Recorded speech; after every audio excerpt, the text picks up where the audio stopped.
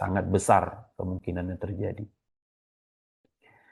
Oke, jadi kita bukan ngomongin tentang artificial intelligence ya, kalau kita ngomongin tentang data science. Tapi dalam konsep data science ataupun data analytical, kita ngomongin tentang proses kalkulasi ya, akumulasi, agregasi, dan sebagainya, di mana tetap interpretasi ataupun pengambilan keputusan ada di tangan dari masing-masing pihak yang memiliki tanggung jawab ataupun memiliki otorisasi. Kemudian data processing dan big data ya, data processing teknologi itu sangat penting ya dalam banyak bisnis yang berorientasi data ya, termasuk dalam hal tugas-tugasnya yang sesungguhnya tidak termasuk extracting knowledge ataupun data driven decision making seperti efficient transaction processing ya, ataupun modern web system processing, dan juga online advertising campaign management. Nah, teknologi big data seperti Hadoop, HBase, ataupun MongoDB itu dia menerima balik lagi ya, sama dalam kasus data driven dan data engineering dan data science. Ini media attention ya recently, dan big data ya essentially bermakna dataset yang sangat besar untuk proses ya data secara tradisional ya. Sistem proses data secara tradisional, dan sesungguhnya itu memerlukan teknologi processing yang baru. Oleh karena itu, maka teknologi big data ya digunakan untuk banyak tugas ya, termasuk dalam data engineering.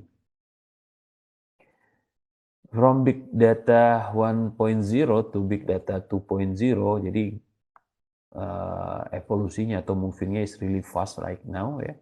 Kita sesungguhnya sudah bisa berharap ya, sekarang generasi big data 2.0, di mana sesungguhnya firm ataupun perusahaan udah memiliki kapabilitas ya untuk memproses masif data dalam flexible fashion ya. Cara-cara yang tidak kaku ya, tapi cara-cara yang fleksibel dan dinamis, dan mereka harus bertanya, what can I now do that I couldn't do before?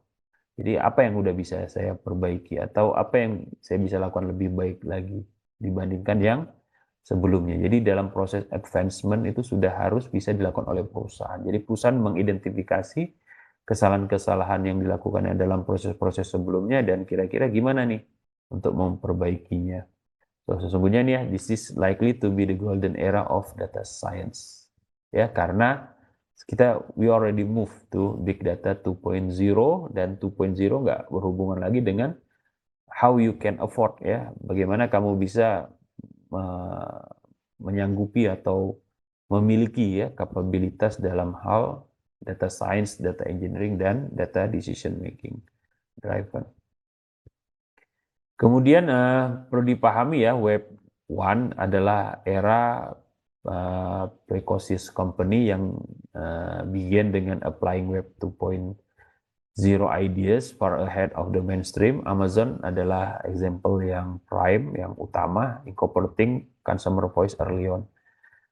Terkait dengan rating produk review ya, and deeper dalam hal-hal yang lainnya. Similarly, kita melihat beberapa company already applying big data 2.0, dan Amazon sekali lagi ya sebagai perusahaan yang berada dalam forefront menyediakan data driven recommendation dari massive data. Ya seperti kita lihat ya, era 1.0 itu kan era di mana ya website hanya mempresentasikan kan informasi, tapi dalam era web 2.0 sungguhnya sudah bisa didapatkan feedback ya, sudah bisa di-generate feedback, komen-komen ya, data-data dari customer secara langsung ya, secara direct. Jadi hubungannya tuh jadi sudah lebih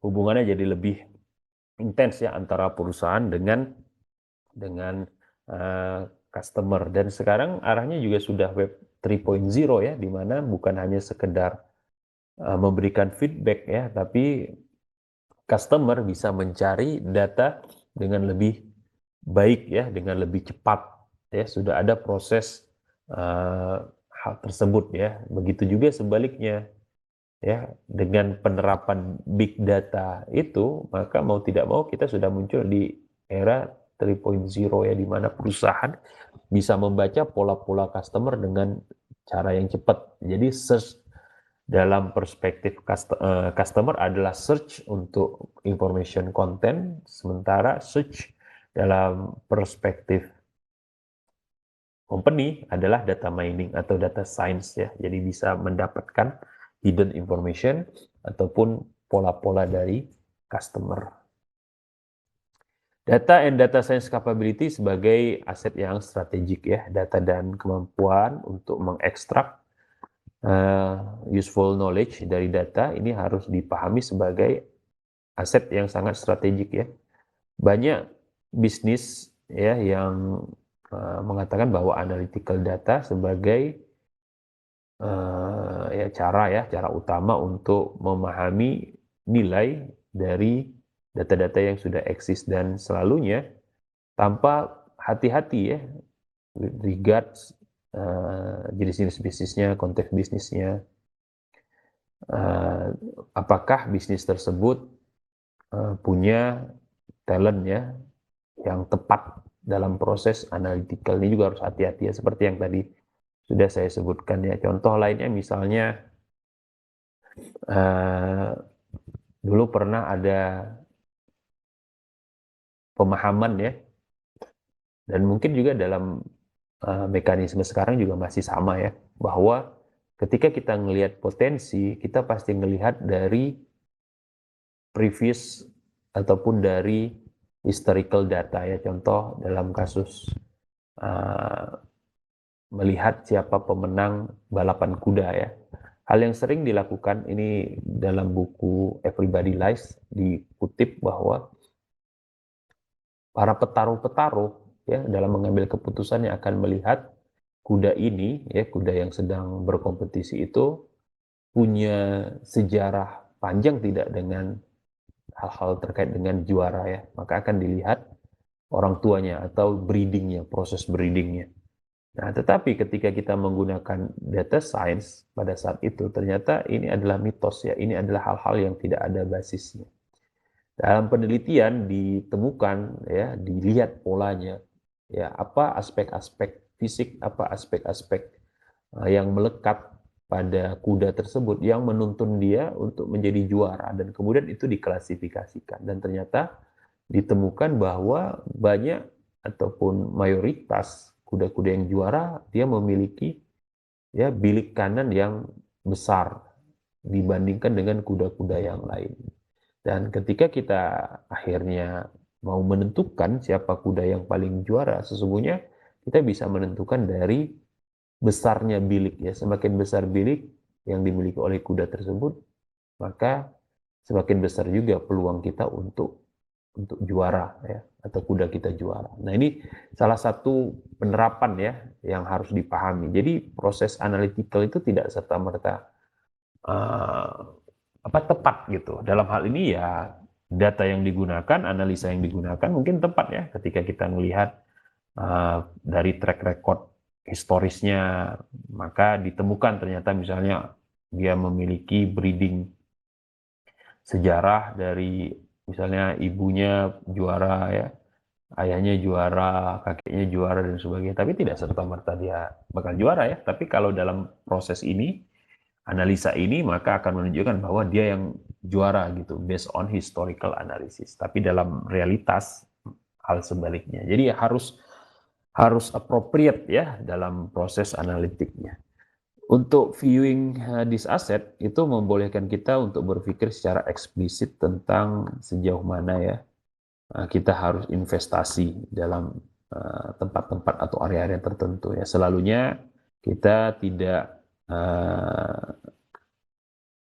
punya ya right data yang benar untuk membuat keputusan yang tepat ya, ataupun right talent ya, ataupun ya employee yang tepat ya juga untuk mendukung ya pengambilan keputusan dari data tersebut ya. Seperti dua contoh yang sudah saya sebutkan ya dalam konteks sosial media ataupun dalam konteks menentukan atribut yang akan kita pakai dalam proses pengambilan keputusan.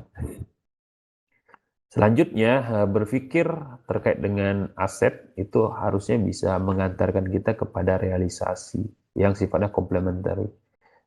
Dan based data science team itu dapat yield ya little value, nilai yang kecil tanpa appropriate data yang tepat. Ini yang base-nya lah ya, yang terbaiknya. Data yang benar selalunya tidak bisa substantially meningkatkan ya decision tanpa suitable data science talent. Jadi talent itu sangat penting nih sekarang. Ya, kemampuan untuk menemukan rumus ya.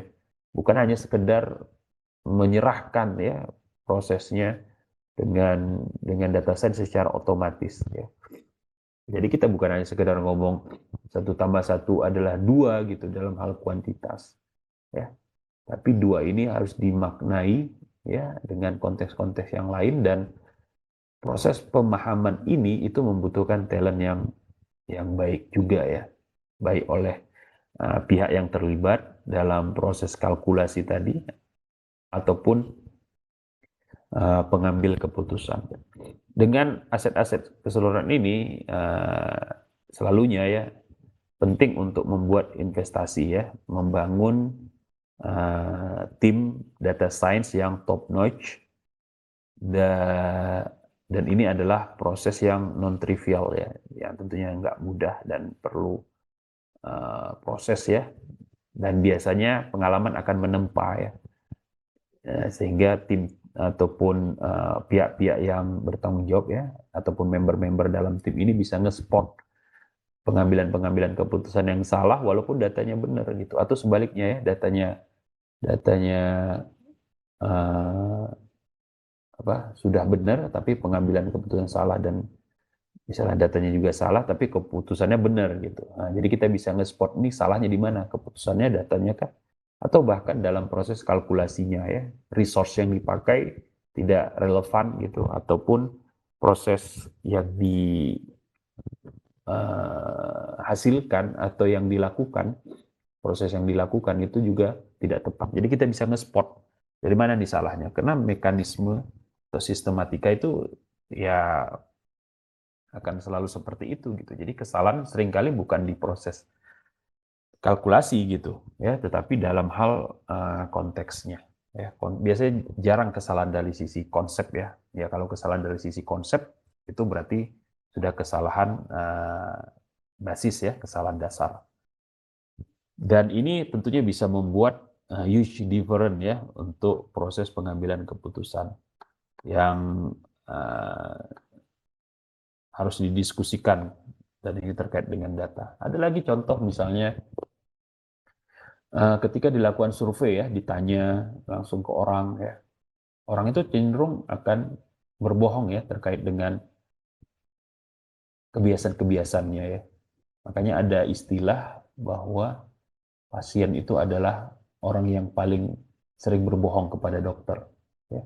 Ketika ditanya, ya bisa jadi dia malu ya untuk mengungkapkan kebiasaannya, ataupun bahkan mungkin dia tidak tahu gitu, tapi sok tahu gitu. Ini terjadi ya. Makanya seringkali user itu menjadi, atau customer itu menjadi unreliable ya, source, jadi sumber yang paling tidak bisa dipercaya. Nah ini gimana nih problemnya?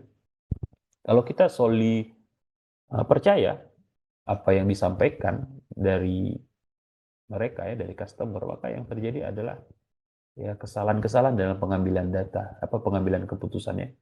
Bahkan dalam pengumpulan datanya sendiri gitu, karena tidak ada mekanisme yang pas untuk memvalidasinya. Contoh misalnya dalam kasus, ini maaf kata ya, ketika dilakukan survei, kira-kira apa aktivitas yang dilakukan di awal oleh customer ya, oleh klien ya, dalam pemanfaatan teknologi. Banyak dari mereka mengatakan mereka ingin tahu ya kondisi-kondisi yang terjadi di dunia gitu ya, dan ini cenderung seakan-akan intelektual gitu, intelektualitas ditingkatkan gitu. Tapi ketika kita memanfaatkan teknologi ya, perspektif teknologi, dalam hal ini platform-platform yang kira-kira platform apa sih yang digunakan? Ya berarti internet, dan itu adalah Google Search. Ternyata diketemukan bahwa aktivitas yang dilakukan di pagi hari mau kata itu ternyata terkait dengan hal-hal yang sifatnya pornografik ya. Dan ini menunjukkan kontradiksi. Ya tentu mereka pasti malu ya, same kalau menjawab hal tersebut. Ya. Ini salah satu contoh bagaimana kadang-kadang problemnya itu bukan di ability to calculate ya, kemampuan dari tim data science untuk mengkalkulasi gitu, tapi bagaimana talenta dari tim-tim data science itu untuk menentukan ya konteks gitu. Konteksnya apa ini? Ataupun menentukan sumber ya. Sumbernya dari mana ini? Kita bisa nge-mine data itu supaya hasil yang didapat itu valuable, berharga. Kita harus tahu lokasi yang tepat gitu untuk mendapatkan data. Ya. Nah, ini dua hal yang menurut kami ya sangat krusial gitu ketika kita ngomongin data science capability as strategic asset ya. Jadi konteks dan lokasi itu menjadi sangat penting ya, atau resource ya, menjadi sangat penting.